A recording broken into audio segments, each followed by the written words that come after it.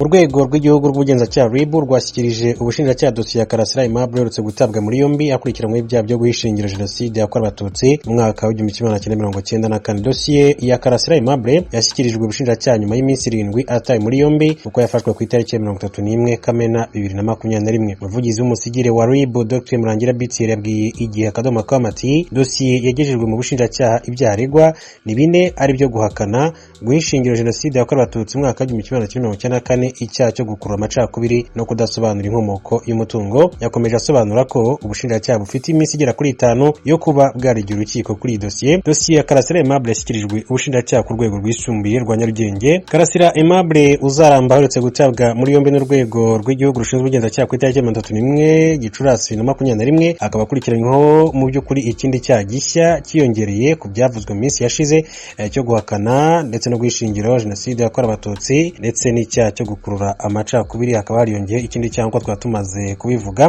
Kuri ibi byaha hiyongeraho ikindi cyaha cyo kudasobanura inkomoko y'umutungo. Urwego rw'igihugu rw'ubugenzacyaha RIB rutangaza ko mu rwego rw'iperereza inzu ye yasatswe, RIB igasanga habitsemo ibihumbi bisaga 10 by'amadolari y'Amerika, amayero 520 miliyoni 3 n'ibihumbi 142 by'amafaranga y'u Rwanda. Naho kuri mobile money afiteho miliyoni 11 z'amafaranga y'u Rwanda, ariko hakaba hari n'andi menshi cyane ari kuri za konti muri banki zitandukanye RIB itifuje gutangaza kubera impamvu z'iperereza. RIB ivuga ko Karasira atabasha kugaragaza aho ayo mafaranga atunze yaturutse, mu gihe iperereza ry'ibanze ryari rimaze kugaragaza ko menshi muri ayo mafaranga inkomoko yayo ari abantu baba hanze bagiye bamwoherereza. Abo bantu bakaba ngo barimo abarwanya leta birirwa bahakana ndetse banapfobya jenoside yakorewe abatutsi. Abo bantu ngo bakoresha amafaranga bafite bakayaha abantu nka Karasira n'abandi bakajya babavugira ibyo bashaka bigamije guteranya ndetse no gukurura imvururu mu Banyarwanda. Ayo akaba ari amafaranga akomoka ku cyaha. Iki cyaha cyo kudasobanura inkomoko y'umutungo gihanwa n'ingingo ya 9 mu itegeko ryerekeye kurwanya ruswa. Iyo ngingo ivuga ko umuntu wese udashobora gusobanura inkomoko y'umutungo afite ugereranyije n'ibyo yinjiza byemewe n'amategeko abakoze icyaha. Iyo abihamijwe n'urukiko ahanishwa igifungo kitari munsi y'imyaka 7 ariko kitarenze imyaka 10 yazabe amafaranga y'u Rwanda yikubye inshuro kuva kuri 3 kugeza kuri 5 z'agaciro k'umutungo adashobora kugaragaza aho yawubonye mu buryo bwemewe n'amategeko. Ni mu gihe ku rundi ruhande abarokotse jenoside yakorewe abatutsi bagera kuri 28 baba hanze y'igihugu cy'u Rwanda banditse ibaruwa itangazo basaba leta y'u Rwanda ko Bwana Karasira Aimable akomeza gucungirwa umutekano, kandi mu by'ukuri bakavuga ko bafite impungenge z'uburyo agomba kuzitabwaho cyangwa se z'ubutabera azahabwa. Reka twumve icyo babigarutseho ni mu kiganiro bagiranye n'umunyamakuru w'Ijwi ry'Amerika. Abanyarwanda 28 barokotse jenoside y'abatutsi bari mu bihugu bitandukanye by'Ubureya na Amerika basaba leta y'u Rwanda kubungabunga umutekano wa Aimable Karasira yapfunzwe n'urwego rw'igihugu rujeje gutohoza ibyaha RIB. N'itangazo ryashizwe ahagaragara ejo ku munsi wa mbere bavuga ko batewe impungenge n'ubuzima bwa Karasira igihe cyose ari mu maboko y'inzego z'umutekano za leta. Umwe mu bashize umukono kuri iyo baruwa, Filipo Basabose, umucikacumu akaba n'umwigisha muri kaminuza muri Canada, yabibwiye mugenzi wacu Venuste Nshimiyimana. Icyo dusaba leta y'u Rwanda ni uko ubuzima bwa Karasira muri iki gihe yatawe muri yombi bwabungwabungwa, cyane cyane ko tuzi ko arwaye, yarabivuze. Ikindi kandi ngo ntawutinya ijoro atinya icyo barihuriyemo. Kizito yarafashwe igihe tugitakamba tutese noneho afatiwe iki, nta minsi 3 yashize twumva ko yapfiriye muri kasho. Ibi byose rero biri mu gutuma tuvuga tuti ibyo ari byo byose ubuzima bwa Karasira bubungwabungwe uko bukwiye.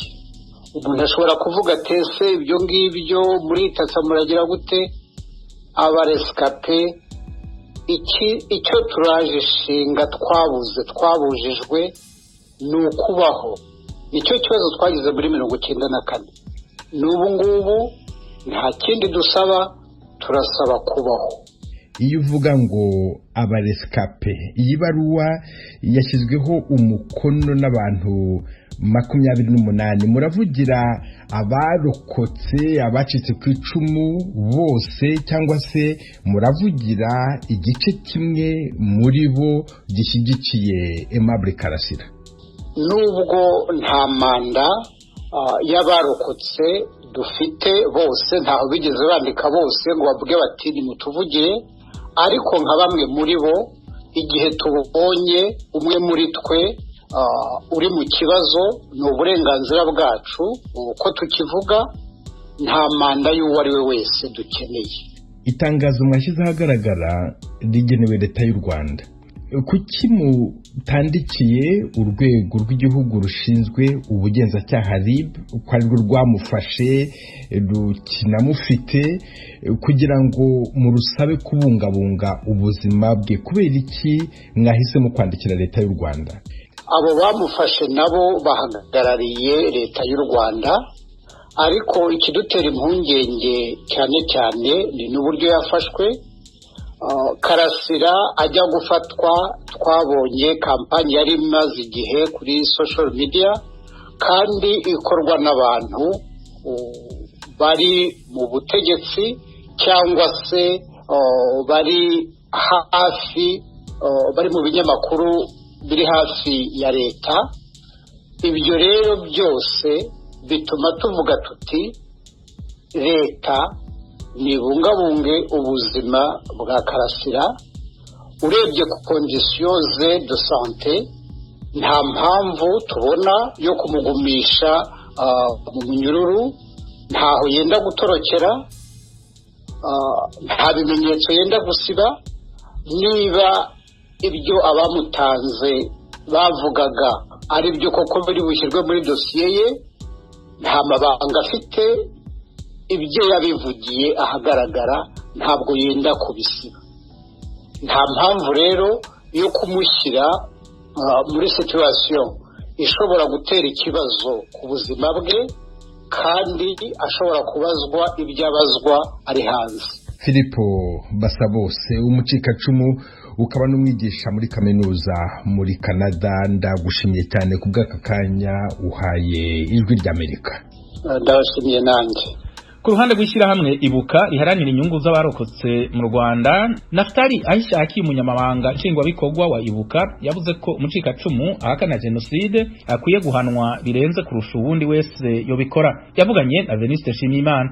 Abonye ririya tangazo narisomye nsanga itangazo ridafite ishingiro, ridafite ireme, kuba abantu bicara, abantu ugira utyo ugasanga hari umuntu umaze n'imyaka kuva mu 2000 mbere yaho cyangwa na nyuma yaho gatoya, umuntu udaheruka mu gihugu, umuntu wahunze, hanyuma uyu munsi akaba ashaka gutanga amabwiriza, ashaka kuvuga uko ifunga n'ifungura ryagenda, asabira uburenganzira umuntu umwe wafunzwe akurikiranweho kuba yarakoze ibyaha yakoreye ku mugaragaro, isi yose ikabikurikira, birenze kuba ari ibyaha bikorewe mu ruhame.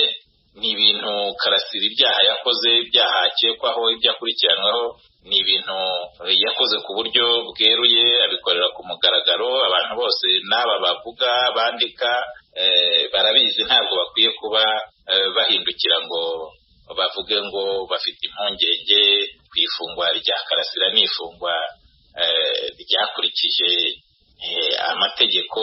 Mu by'ukuri iyo ugiye kureba kuva icyo gihe, imyaka yose ishize, muri gereza z'u Rwanda hamaze gucamo imfungwa nyinshi. Muzi ko hari n'igihe hari mu magereza yose hari imfungwa zirenze 120.